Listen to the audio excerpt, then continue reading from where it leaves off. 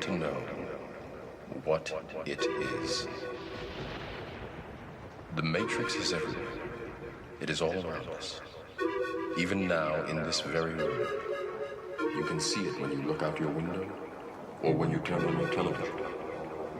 You can feel it when you go to work, when you go to church, when you pay your taxes.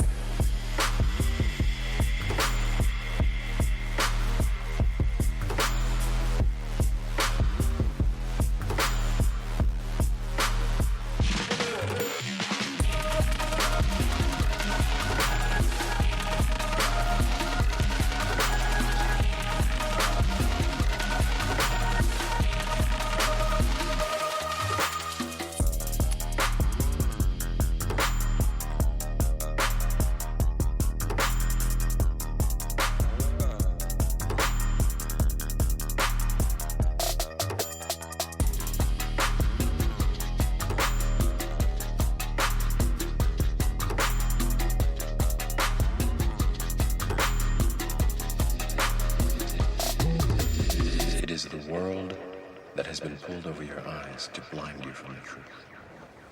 What truth?